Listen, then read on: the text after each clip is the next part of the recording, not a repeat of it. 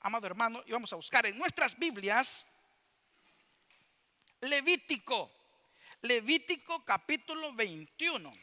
Levítico, el tercer libro de las Sagradas Escrituras. El tercer libro, Levítico. Génesis, Éxodo, Levítico. Cuando lo tenga, me lo hace saber, por favor.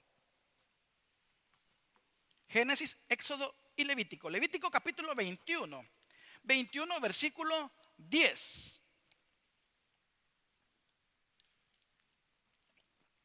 Lo tenemos. Gloria al Señor. Entonces leemos su palabra en el nombre del Padre, en el nombre del Hijo y en el nombre de su Santo Espíritu. Dice la palabra del Señor así: y el que sea sumo sacerdote entre sus hermanos, sobre cuya cabeza haya sido derramado el aceite de la unción, y que haya sido consagrado para llevar las vestiduras, no descubrirá su cabeza ni rasgará sus vestiduras. Oramos. Padre que estás en el cielo, te damos las gracias porque eres bueno con nosotros y nos permite, Señor, en esta tercera ocasión meditar en tu palabra, y ahora, Señor, en el libro de Levítico. Padre, un libro que muchas veces por su complejidad lo saltamos y nos vamos directo a aquellos libros donde haya un poco más de acción. Pero cada uno de los libros, Señor, de la Biblia nos muestran a tu Hijo Jesucristo. Y por eso nosotros te damos las gracias, porque podemos verle a Él, Señor, reflejado en las Sagradas Escrituras. Ayúdanos a comprender, ayúdanos a entender. Ayúdanos, Señor, a poner por obra y práctica cada una de las cosas que aprendamos en esta hora, Señor, acerca del libro del Levítico. Quédate con nosotros, Señor, te lo suplicamos, y háblanos a nuestra mente y a nuestro corazón. En el nombre poderoso de Cristo Jesús, Señor nuestro. Amén y amén. Gloria al Señor. Puede tomar su asiento, amado hermano. Sermón 403 que yo predico en esta iglesia para la gloria de mi Dios. Y esta es la serie libro por libro, libro por libro. Y como lo dijimos en la oración, estamos estudiando hoy, o vamos a estudiar hoy, el libro de Levítico. Pero antes de comenzar, quisiera hacer una pequeña recapitulación o una recordación, una remembranza de lo que estuvimos aprendiendo la semana pasada, de lo que el Señor nos enseñó a nosotros la semana pasada. La semana pasada estuvimos hablando acerca del libro de Éxodo, que significa pasar por alto o la salida. Y en ese libro nosotros encontramos que nuestro Señor Jesucristo es el Cordero Pascual. ¿Por qué Pascual? Pascual porque tiene que ver con la Pascua, aquel momento en el cual el pueblo de Israel se preparó para salir de la cautividad de Egipto e ir a la tierra prometida, a la tierra que fluye leche y miel. Y una noche antes de esta salida, Jehová le dijo a Moisés que le dijera al pueblo que cada familia preparara un cordero, que se lo comieran de cierta manera, que lo prepararan de cierta manera, y que la sangre de este cordero la rociaran en los dinteles, en el dintel y en los postes de las puertas de la entrada a las casas. ¿Por qué? Porque esa misma noche iba a pasar Dios mismo con la 10ª plaga. Recuerde, Éxodo, Moisés, las 10 plagas. La 10ª plaga era la muerte de los primogénitos. Entonces el ángel que iba a pasar e iba a matar a cada uno de los primogénitos, al mirar esa sangre, pasaba de largo. Por eso se llama pasar de largo, la Pascua. Pasaba de largo y no cometía el asesinato, por así decirlo, del primogénito. Cristo es nuestro Cordero Pascual. Cuando Dios permitió que Juan Bautista comenzara a bautizar, y en ese momento Jesucristo pasaba, dijo: he ahí el Cordero de Dios que quita el pecado del mundo. Hacemos ahí entonces una comparación acerca de lo que es el Cordero. Dijimos también que la primera vez que encontramos nosotros la palabra cordero en la Biblia es cuando Isaac y Abraham pues van camino a ese lugar donde iban a sacrificar a Isaac mismo, y que Isaac era una tipología de nuestro Señor Jesucristo, porque lo llevaban a sacrificar, y aparte de eso también llevaba él su madera, la madera con la cual iba a ser quemado, porque iba a ser un sacrificio quemado hacia el Señor. Y en ese momento Isaac le pregunta a su padre: padre, aquí tenemos la leña, aquí tenemos todo, pero ¿y el cordero? Entonces Moisés, Abraham le dice: pues Dios proveerá ese cordero. Y Dios proveyó un cordero que tomó el lugar de Isaac. El Cordero de Dios que quita el pecado del mundo, que es nuestro Señor Jesucristo, tomó su lugar y tomó mi lugar, el lugar que nos correspondía a cada uno de nosotros en la cruz del Calvario, pagando Él nuestras deudas, pagando Él por nuestros pecados. ¿Con qué lo hizo? Con su sangre preciosa. Ve ahí ahora la comparación que hacemos con la sangre que estaba en los postes y en el dintel de esas casas. Entonces Cristo es el Cordero Pascual. Vimos también que nuestro Señor Jesucristo es el pan de vida. El pueblo de Israel, como cualquier congregación, como cualquier pueblo, estaban enojados ya y murmuraban en contra del pastor, en contra del líder. Estaban murmurando en contra del líder y decían: tenemos hambre, allá sí teníamos comida, mejor hubiera sido que quedáramos allá, y tú nos traes aquí a este desierto a morirnos de hambre. Y Moisés viene e intercede, habla con Jehová y le dice: este pueblo tiene hambre. Y lo que hizo Jehová fue hacer descender pan del cielo, que se le llamó maná. El maná es el pan descendido del cielo para alimentar al pueblo de Israel. Y allá nosotros en el Evangelio según San Juan, si no me equivoco, Jesucristo mismo dice: yo soy el pan bajado del cielo. Moisés os dio a comer un pan, y ese pan al comerlo pues obviamente iban a volver a tener hambre. Es más, hasta van a morir. Pero Dios les ha provisto a ustedes de un mejor pan. Yo soy ese pan, el pan que nos alimenta, el pan que nos quita esa hambre, el pan que nos da la vida. Es nuestro Señor Jesucristo. Es su palabra, el pan con el cual nosotros nos alimentamos. ¿Con qué, amado hermano, nos estamos alimentando nosotros? No nos alimentemos de comida chatarra, no nos alimentemos de predicación chatarra.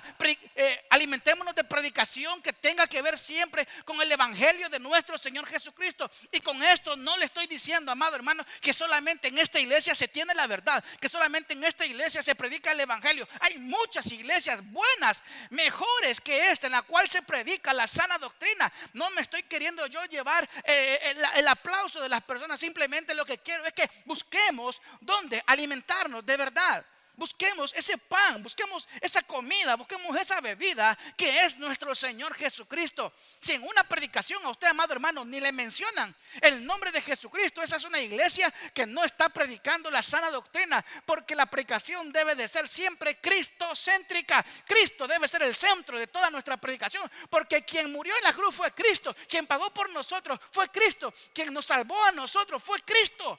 A Él la gloria y la honra por los siglos de los siglos.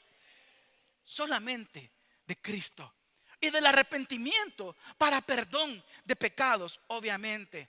Ese es el pan que nos da vida a nosotros. Y por último también vimos que Cristo mismo nos enseña el camino cuando dijo que iba a ir a Jerusalén antes de su partida, antes de ir a los cielos. Cristo, en lo que estaba en la tierra, nos enseñó el camino que debíamos andar. Ese camino es el que usted y yo, amado hermano, debemos de seguir, no quitando nuestra mirada de Él. Y ayer lo veíamos en la predicación, cuando Cristo mismo manda a llamar a Pedro. Le dice: ven para acá entonces, porque Pedro le dijo: yo quiero también andar sobre las aguas. Ven pues, le dijo. Y comenzó, porque tenía su mirada puesta en Cristo. Y dice la palabra del Señor que en el momento que Pedro se fijó más en la tormenta, en el momento en que Pedro se fijó más en lo externo, en ese momento comenzó a hundirse. ¿Por qué? Porque quitó su mirada de Cristo. Usted y yo, amado hermano, nunca quitemos nuestra mirada de Cristo, porque es Él quien nos va guiando. Es Él quien ha marcado ya el camino. ¿No le ha pasado a usted? ¿No le ha pasado a usted que de repente dice: vaya, vete adelante, yo te voy a seguir? Y el que va adelante va más rápido, amado hermano, y de repente se pierde. Llega a una esquina y ¿para dónde agarró? ¿Para aquí, para allá? ¿Por qué lo perdió? Porque lo dejó de ver. No dejemos de ver a Cristo.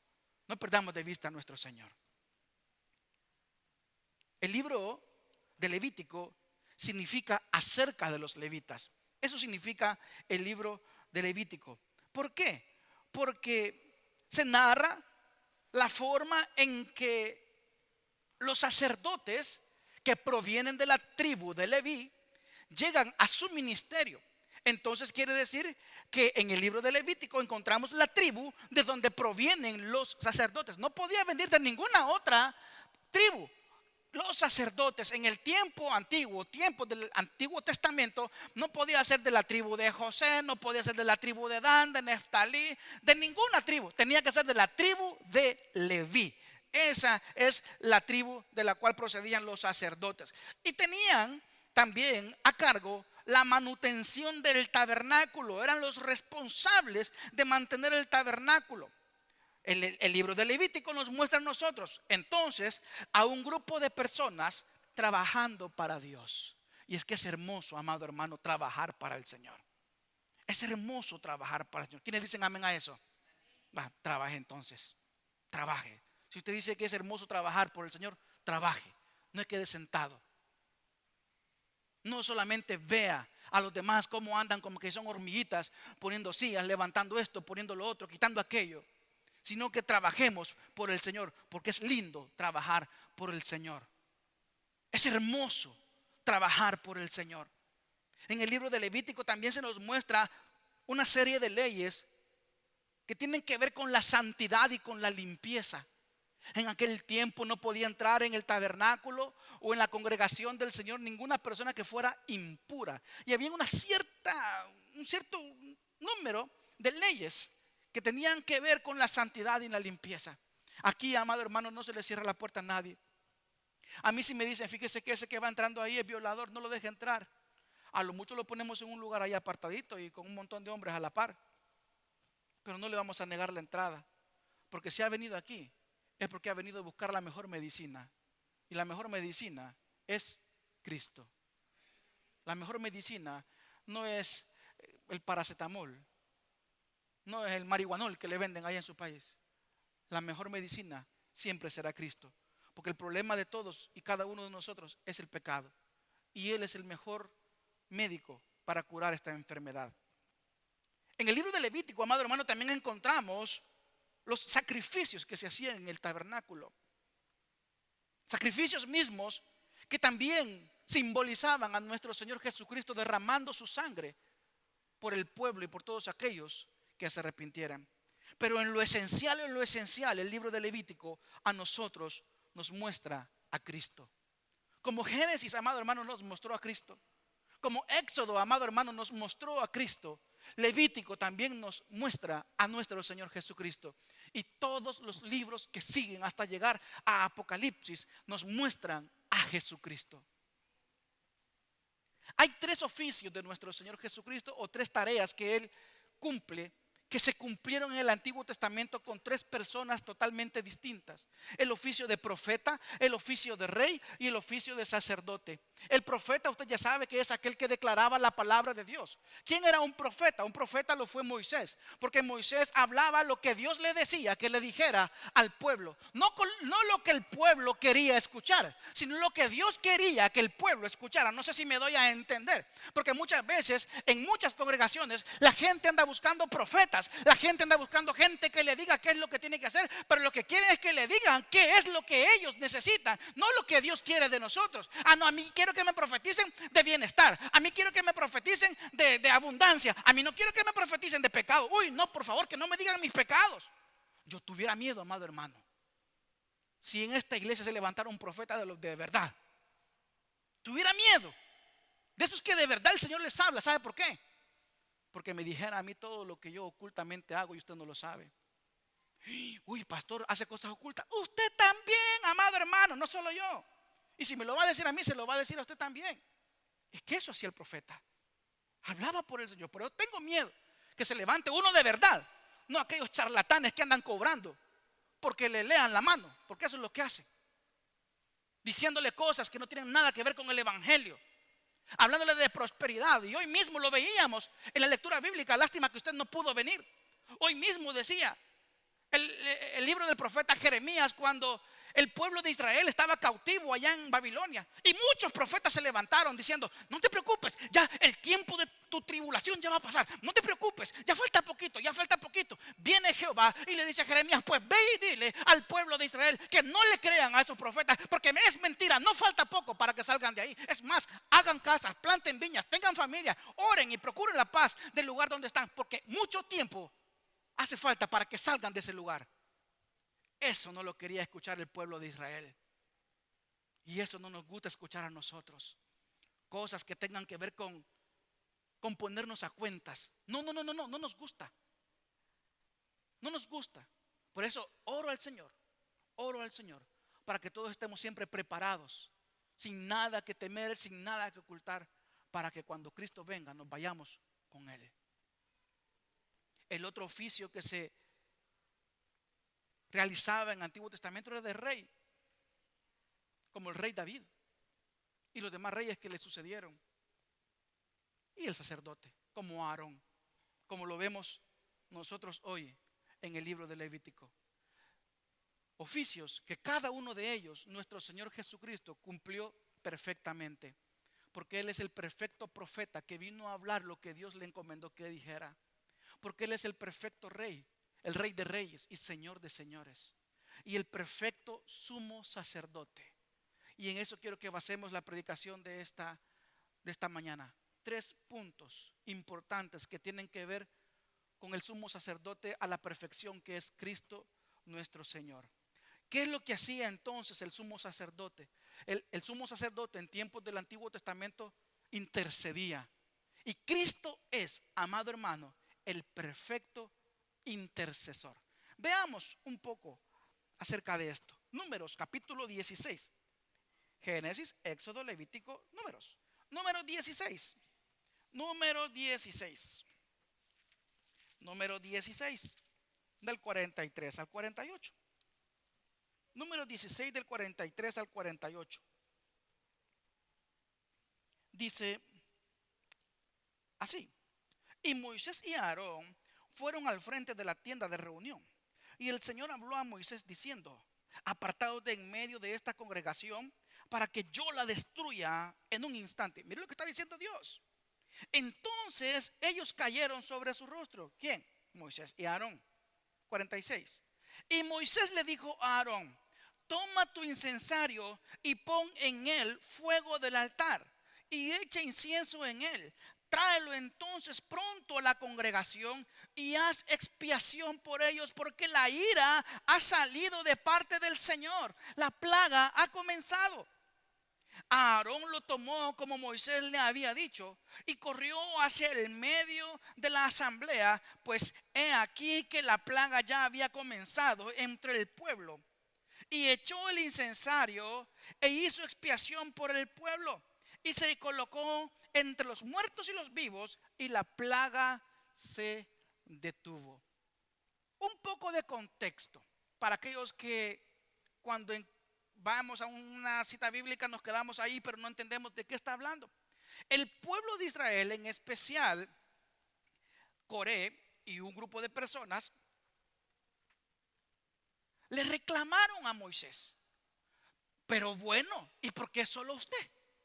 ¿Acaso solo usted y Aarón son los escogidos de Dios? ¿Acaso no también nosotros podemos? Estaban murmurando, hablando en contra del liderazgo. Estaban hablando y murmurando en contra de Moisés y de Aarón. Viene Jehová y dice: pues bueno, hagamos algo. Que cada uno, 250 de por aquí, otros por allá, traigan un incensario. Y vamos a ver qué es lo que pasa. Y que se pongan enfrente de sus tiendas. Lo hicieron así. Y lo que hizo Jehová en ese entonces fue abrir la tierra y tragárselos vivos. Léalo, amado hermano, lea todo el capítulo 16 y usted va a ver ahí. Los tragó vivos. Terminó eso. Pero vienen otra vez y comienzan a murmurar. Y el Señor dijo: bueno, otra vez los voy a matar en un instante. Y dice Moisés y Aarón a humillarse delante del Señor, a clamar.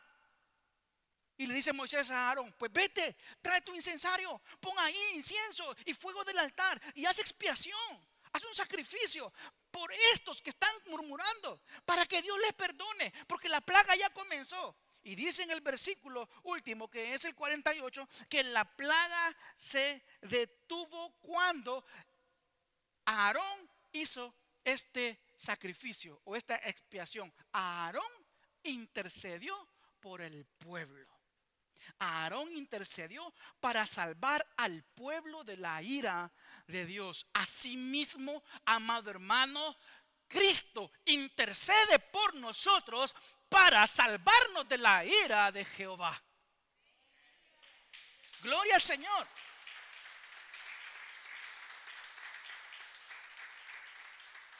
Por eso el libro de Levítico, analizando y viendo al sumo sacerdote, nos está hablando de nuestro Señor Jesucristo, que ha intercedido por usted, ha intercedido por mí, para que la muerte no nos alcance, para que tengamos vida eterna y vida en abundancia. Otra forma, amado hermano, en el Antiguo Testamento y en Levítico se ve bastante, de interceder era por medio de los sacrificios. Cada uno de los miembros de la congregación o del pueblo de Israel que pecaba, de acuerdo al pecado, de acuerdo a la falta, llevaba un sacrificio delante de nuestro Señor. Y lo que hacía el sacerdote era que cogía ese animalito, lo sacrificaba y obtenía el perdón delante de nuestro Señor. ¿Qué quiere decir esto? Que el pueblo alcanzaba el perdón por medio de los sacrificios que se hacían para el Señor. Cristo, amado hermano, Cristo es el que intercede. El que hacía esos sacrificios era el sacerdote. Y yo no creo, amado hermano, que llegaba aquella persona, llegaba, digamos, Marcial, aquí traigo mi peligüey. No saben qué es un peligüey. Aquí traigo mi ovejita. ¿Por qué he pecado? Y vaya, pastor, aquí está. Y vengo yo y solamente, vaya, gracias Marcial, pla, pla, pla, mato al animal y ya estuvo. No, yo me imagino, no lo dice la palabra del Señor, pero yo me imagino que, y espero no equivocarme, yo me imagino que el sumo sacerdote oraba y le decía: Señor, aquí está este sacrificio que trajo tu hijo, por favor perdónale, por favor ten misericordia de él. Yo no creo que se quedaba callado, yo creo que le oraba al Señor y le decía: perdónale. Por eso es que los sacrificios también servían para el perdón de pecados. Ese sumo sacerdote o ese sacerdote que hacía el sacrificio, lo que hacía era interceder. Interceder. Ahora veamos quién es ese perfecto intercesor. Romanos capítulo 8. Me encanta Romanos. Romanos capítulo 8. Romanos 8. Muchos leyeron algunos versículos. A ver si está por aquí alguien que haya leído ese del 31 al 34. ¿Alguien leyó Romanos 8 del 31 al 34 entre esos? Cuando hicimos la dinámica de leer los pasajes bíblicos. ¿A nadie le tocó Romanos 8? No.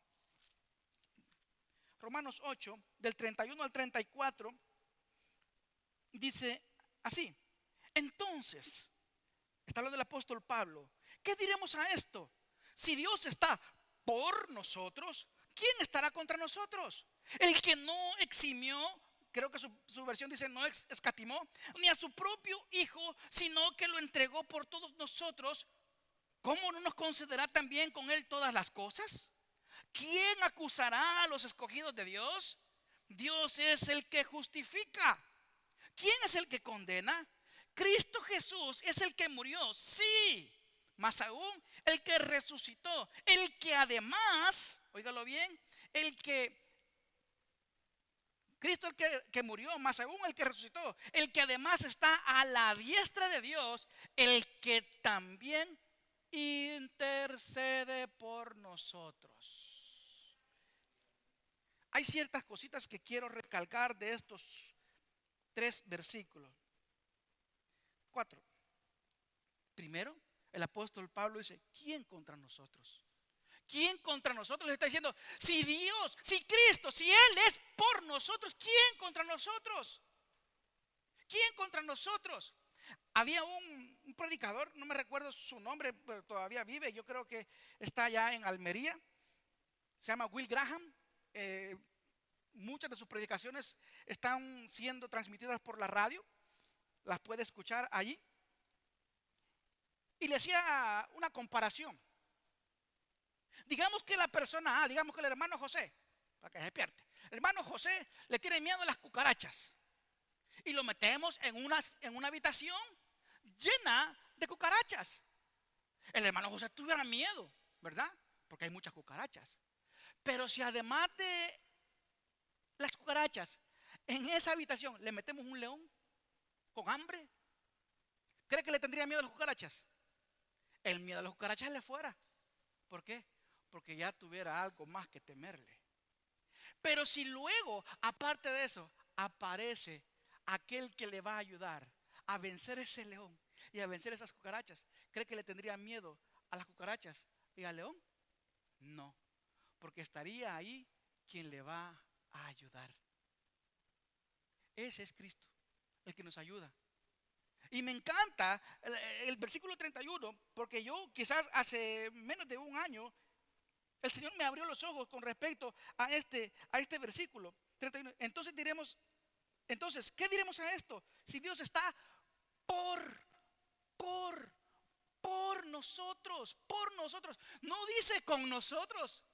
Es cierto, Él está siempre con nosotros, pero en este versículo dice por nosotros. Quiere decir que es Él el que va y lucha por nosotros.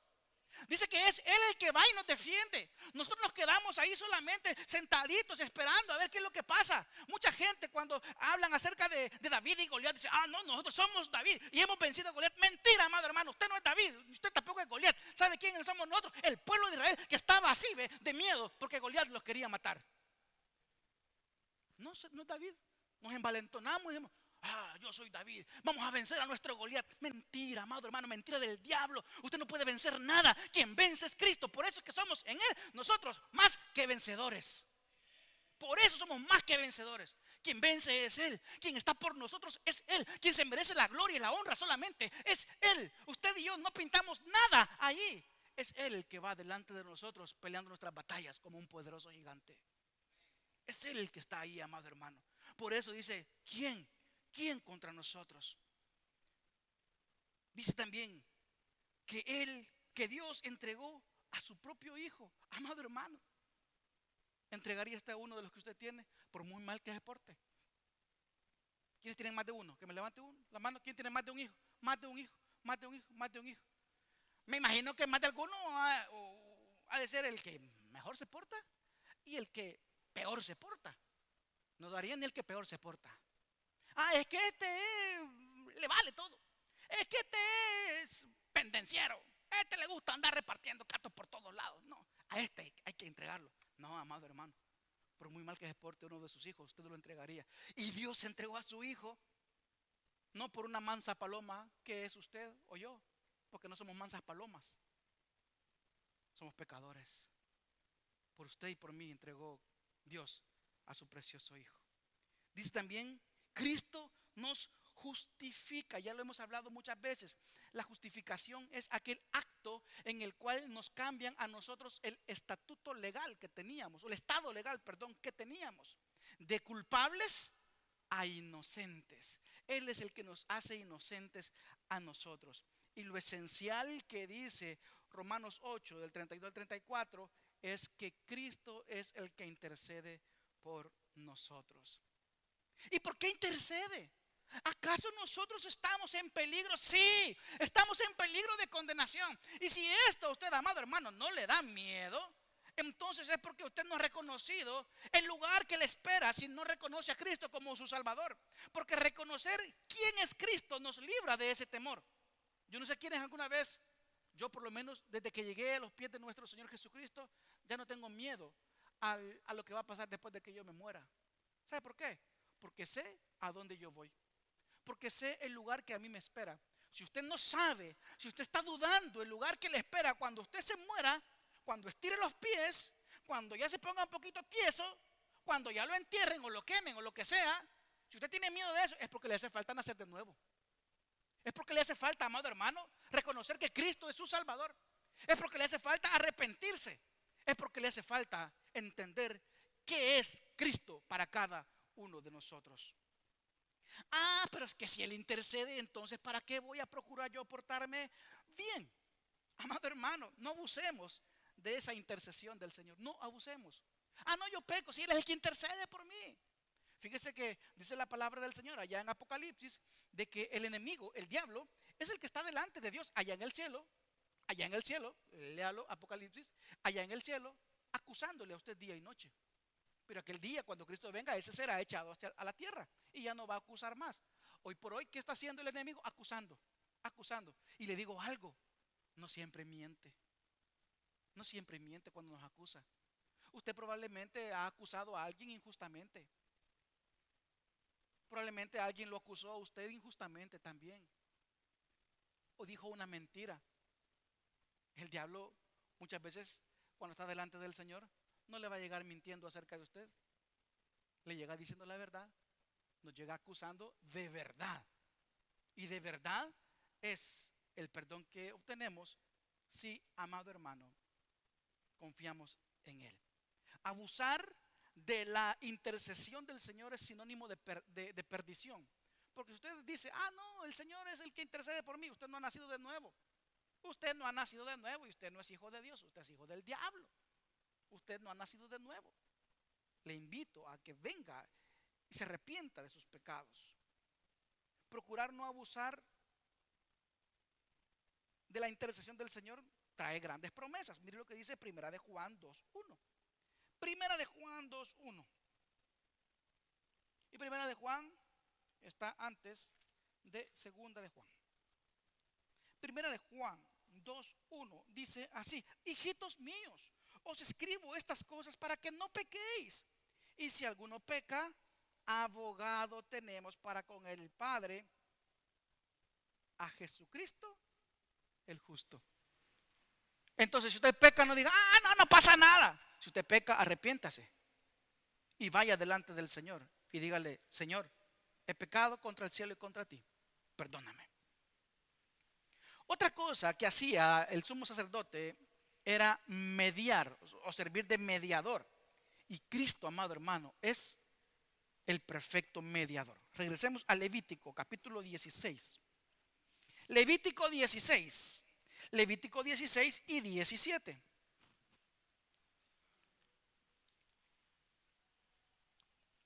Levítico 16, 16 y 17. Hará pues expiación, dice, por el lugar santo a causa de las impurezas de los hijos de Israel y a causa de sus transgresiones, por todos sus pecados. Así hará también con la tienda de reunión que permanece con ellos en medio de sus impurezas. Cuando Aarón entre a hacer expiación en el lugar santo, nadie estará en la tienda de reunión hasta que él salga, para que haga expiación por sí mismo, por su casa y por toda la asamblea de Israel. ¿Qué está diciendo acá el Señor? Está diciendo que solamente el sumo sacerdote entrará una vez al año a pedir perdón, a sacrificar un animal por el pueblo y por él mismo. Solo el sumo sacerdote podía entrar en ese lugar. A nadie le estaba permitido entrar en ese lugar. Solo al sumo sacerdote. Solo a él. En el lugar santísimo, el sumo sacerdote rociaba la sangre. ¿Me ponen la musiquita, por favor? En el lugar santísimo se rociaba la sangre de un animal. El animal que había sacrificado precisamente el sumo sacerdote.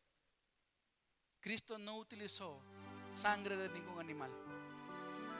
Cristo utilizó su propia sangre para perdón de nuestros pecados. Hebreos 9:12. Hebreos 9:12. Hebreos está antes de Santiago. Hebreos 9:12 dice así: y no por medio de la sangre de machos cabrillos y de becerros, sino por medio de su propia sangre entró al lugar santísimo una vez para siempre, habiendo obtenido redención eterna. Ojo con esta palabra, redención eterna. Una sola vez y para siempre obtenemos la redención eterna por la sangre de Jesucristo. ¿Qué es esto, amado hermano? La seguridad de nuestra salvación. Si usted ha reconocido a Cristo como su Salvador, su salvación está segura en las manos de nuestro Señor. Él no puede estar haciendo sacrificios cada vez que usted diga: me voy a reconciliar. No, la salvación no se pierde porque es un regalo del Señor. Si usted cree que se pierde, lea la palabra e investigue, amado hermano. No se pierde porque es un regalo del Señor. Nada nos arrebatará de la mano del Señor, dice la palabra. Nada nos arrebatará de ahí. Pero solamente si usted es un verdadero hijo de Dios. Ay, pastor, y los que se van es porque nunca recibieron la salvación. Nunca. Porque esa es la pregunta de muchas personas. No, perdió la salvación porque se fue.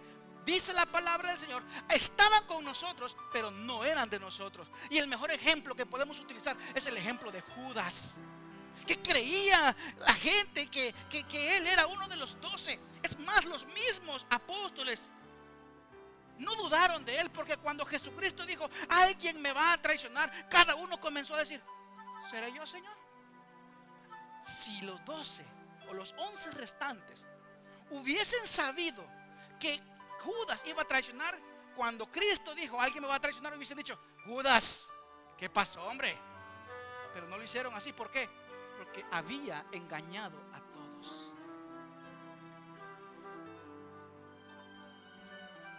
9:12, lo vuelvo a leer.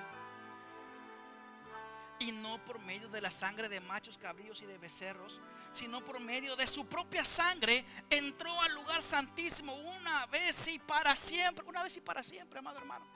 Aquí no vale lo de la misa católica, que cada vez que levantan el cáliz y parten el pan están sacrificando a Jesucristo. No vale, porque ha sido una vez y para siempre, habiendo obtenido redención eterna, una redención para siempre. La sangre de Cristo, amado hermano, tiene la capacidad de borrar cualquier pecado.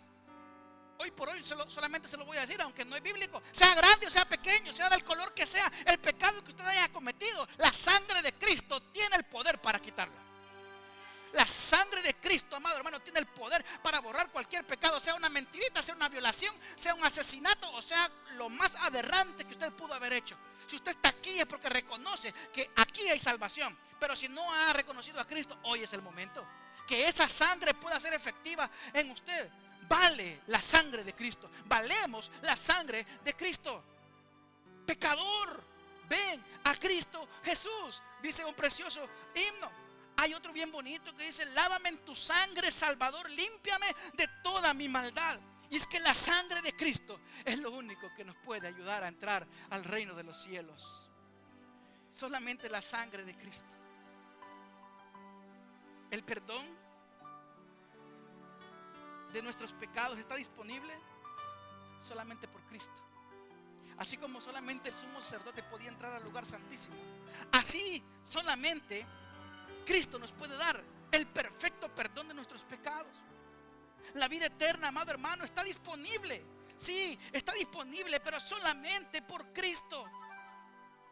Porque todo lo que hacía el sumo sacerdote lo hacía en representación del pueblo. Y todo lo que sufrió, padeció, Cristo Jesús lo hizo representándonos a cada uno de nosotros. Porque era la parte que nos correspondía a nosotros. ¿Cuál? Recibir la ira de Dios. Y la ira de Dios recayó sobre Cristo. El pago de su pecado, el suyo, Cristo lo llevó. Y ahora que entendemos acerca de la sangre de Cristo y de que solamente por Él encontramos la salvación, ya las cosas comienzan a tener sentido. Miremos lo que dice Primera de Timoteo. Primera de Timoteo.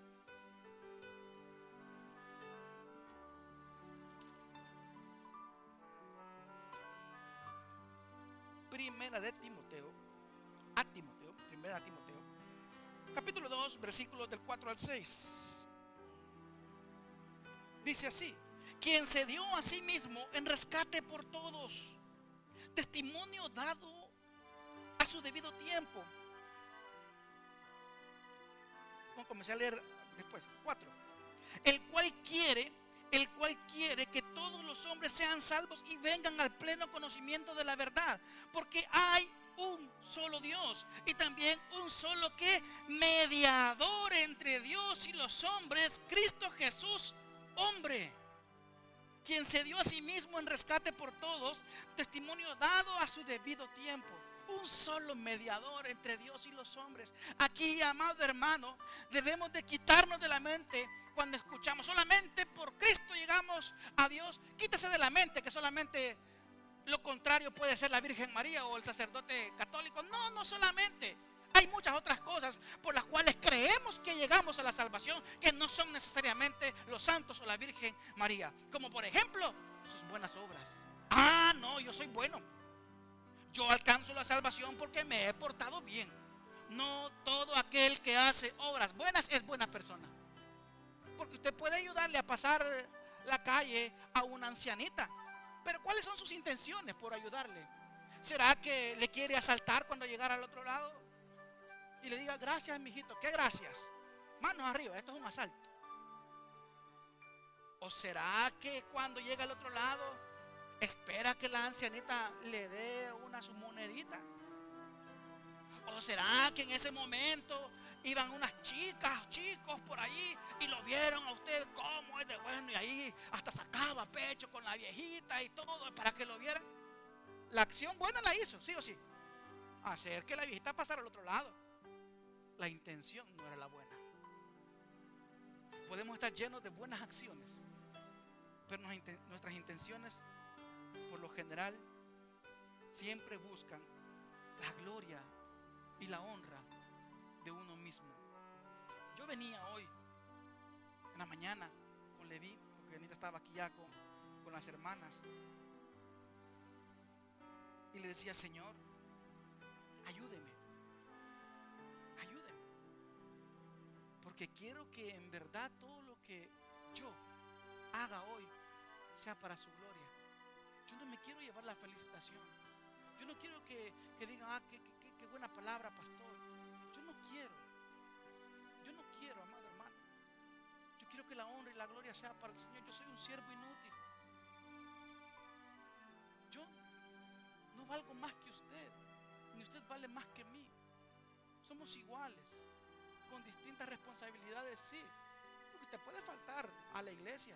Ay, pero que falte el pastor, eso ya es pecado capital. Que todo lo que hagamos sea para la gloria del Señor. Porque nuestras buenas obras, amados hermanos, no nos salvan. Nuestras buenas obras sí son el resultado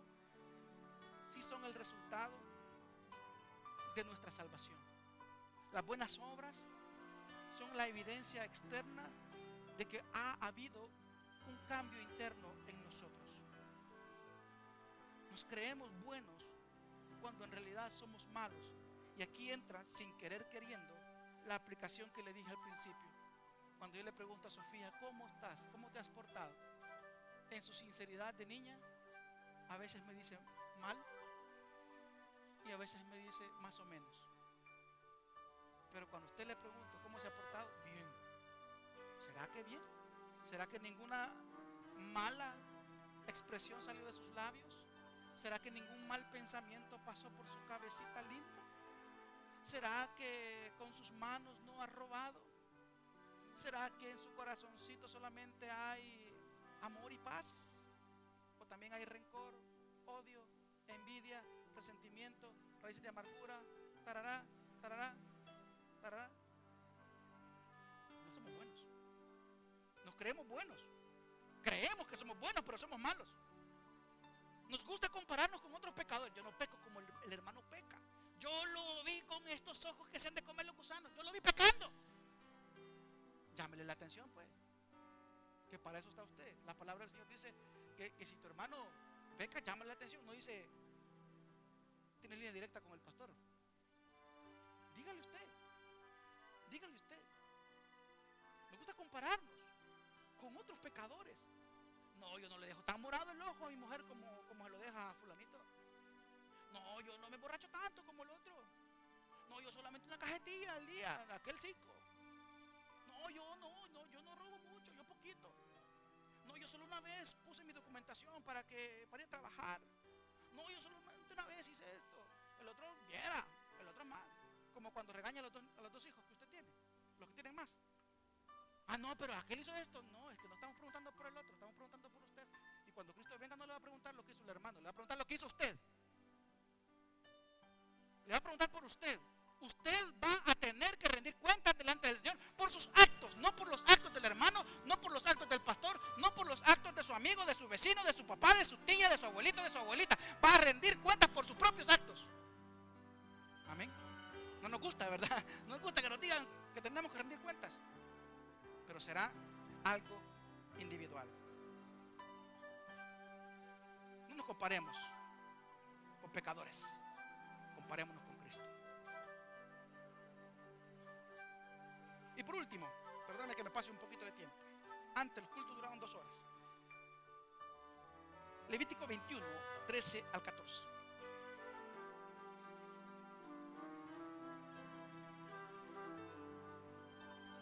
Tomará por mujer a una virgen.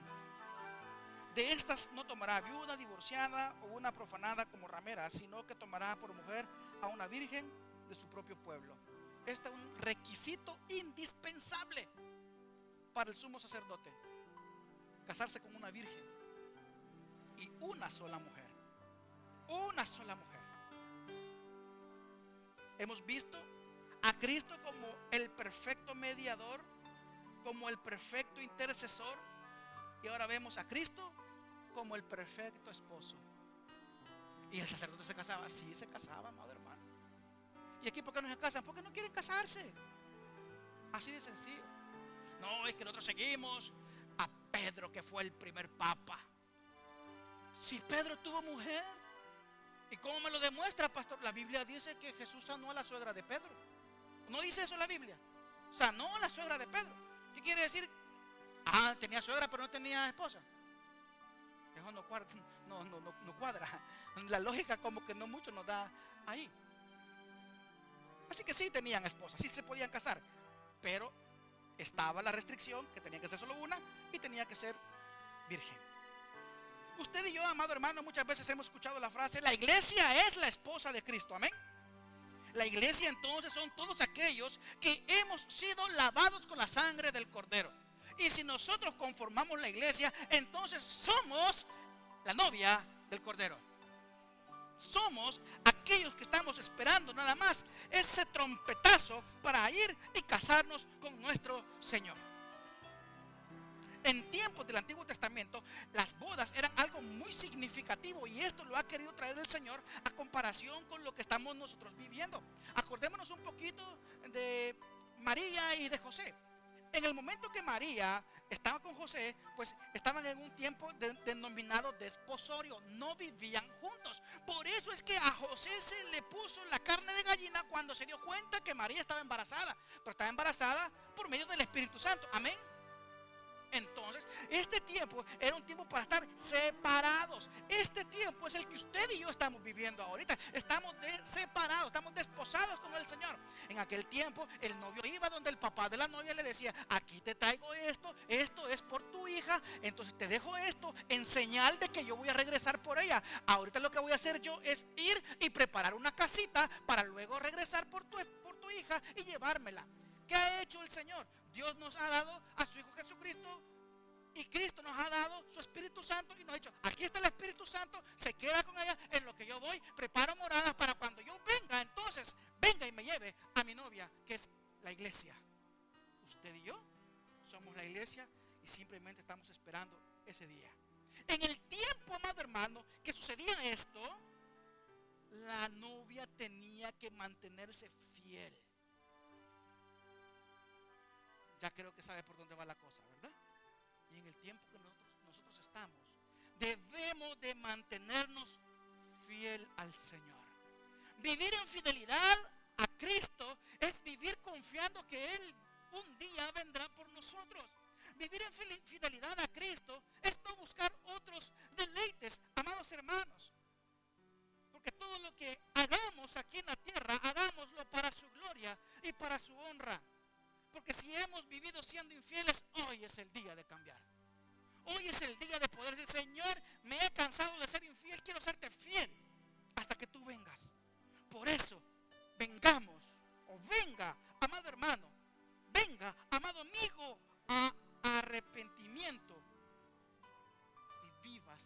fiel al Señor.